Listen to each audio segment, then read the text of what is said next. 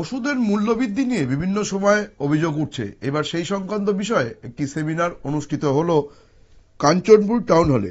Tripura state pharmaceuticals price monitoring and resource ইউনিটের উদ্যোগে ওষুধের মূল্য নিয়ন্ত্রণ ও ফার্মা সই দাম শীর্ষক সেমিনার অনুষ্ঠিত হয়েছে। ওষুধের মূল্য নিয়ন্ত্রণ এবং সাধারণ মানুষের কাছে সাশ্রয়ী মূল্যে ওষুধ পৌঁছে দেওয়ার লক্ষ্যে শুক্রবার উত্তর ত্রিপুরা জেলার কাঞ্চনপুরে অনুষ্ঠিত হলো এক গুরুত্বপূর্ণ জেলা seminar. Tripura state pharmaceutical price monitoring and resource ইউনিটের উদ্যোগে ড্রাগস কন্ট্রোল অ্যাডমিনিস্ট্রেশনের তত্ত্বাবধানে কাঞ্চনপুর টাউন হলে এই সেমিনার অনুষ্ঠিত হয়। অনুষ্ঠানের মূল বিষয়বস্তু ছিল ন্যাশনাল ফার্মাসিউটিক্যাল প্রাইস অথরিটি কর্তৃক ওষুধের মূল্য নিয়ন্ত্রণ ব্যবস্থা এবং ফার্মা সহি দাম মোবাইল অ্যাপের ব্যবহার ও উপকারিতা সম্বন্ধে সচেতনতা বৃদ্ধি। সকাল 11টায় রেজিস্ট্রেশনের মাধ্যমে অনুষ্ঠানের সূচনা হয়। প্রদীপ প্রজ্বলনের মধ্যে দিয়ে উদ্বোধনী অধিবেশন শুরু হয়। উদ্বোধনী বক্তব্য রাখেন ত্রিপুরা সরকারের ড্রাগস কন্ট্রোল দপ্তরের deputy drugs controller Subrata Das. উপস্থিত ছিলেন কাঞ্চনপুরের চিফ মেডিকেল অফিসার সহ বিভিন্ন প্রশাসনিক আধিকারিক এবং বিশিষ্ট অতিথিবৃন্দ। অনুষ্ঠানে বিশেষ অতিথি হিসেবে উপস্থিত ছিলেন কাঞ্চনপুর সরকারি ডিগ্রি কলেজের অধ্যক্ষ এবং 13 নম্বর TSR ব্যাটালিয়নের কমান্ডিং অফিসার শ্রী প্রসূনকান্তি ত্রিপুরা এবং কাঞ্চনপুরের বিধায়ক শ্রী ফিলিপ কুমার লিয়াং। অনুষ্ঠানে TPMRU এর গত 6 বছরের কার্যক্রমের উপর একটি তথ্যচিত্র প্রদর্শিত হয়।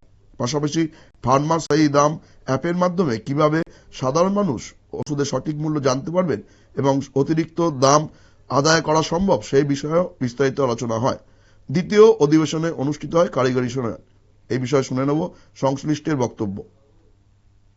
মনিটরিং ইউনিট এবং ড্রাগ কন্ট্রোল অ্যাডমিনিস্ট্রেশন আমরা ওষুধের দামের নিয়ন্ত্রণের ক্ষেত্রে ভারত সরকারের NPPA national pharmaceutical pricing authority, ministry of chemical and fertiliser, department of pharmaceutical, এই ডিপার্টমেন্ট দীর্ঘদিন ধরে ফ্রম 1997 29 আগস্ট NPPA প্রতিষ্ঠা হয়েছিল। তখন বিভিন্ন ধরনের আমাদের বাজারজাত ওষুধের যে মূল্য সেটা নিয়ন্ত্রণের ক্ষেত্রে একটা বিশেষ ভূমিকা গ্রহণ করছে, যাতে সাধারণ মানুষ সুলভ মূল্যে ওষুধ ক্রয় করতে পারে।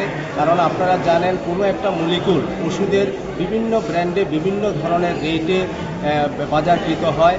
যেখানে অনেকটি ওষুধের দাম 100 টাকা, সেখানে একই মলিকুল আরেকটা ওষুধ সেখানে 20 টাকা 30 টাকাতে পাওয়া যায়, লাইক জেনারিক ড্রাগস। তো সেক্ষেত্রে এই সুবিধাগুলো NPPA যে সুবিধাগুলো কাস্টমারকে দিচ্ছে, এই সুবিধাটা কিভাবে নিতে হবে।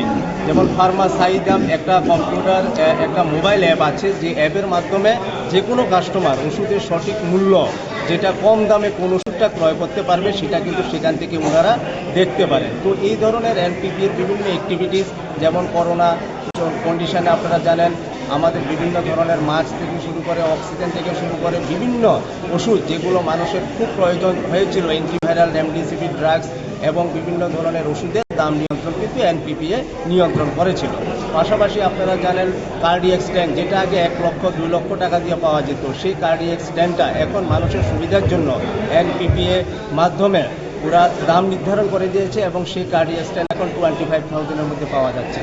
এবং নি ইমপ্ল্যান্ট এবং বিভিন্ন ধরনের জীবনদায়ী কার্ডিওভাস্কুলার ওষুধ, ক্যান্সারের ওষুধ থেকে শুরু করে হাইপারটেনশন, সমস্ত ধরনের ওষুধ যে সুলভ মূল্যে কীভাবে মানুষ ক্রয় করতে পারবে, সেই মেসেজটা সাধারণ মানুষের কাছে আমাদের পৌঁছে দেওয়া মুখ্য উদ্দেশ্য। পাশাপাশি আরেকটা আমরা শুনে এলাম আয়োজকদের বক্তব্য। তারা জানালেন যে ওষুধের দামের বিষয়ে মানুষকে সচেতন করার জন্যই তারা এই ধরনের সেমিনারের আয়োজন করেছিলেন। আগামী দিনেও এই ধরনের কর্মসূচি চালিয়ে যাবেন বলেই জানালেন তারা।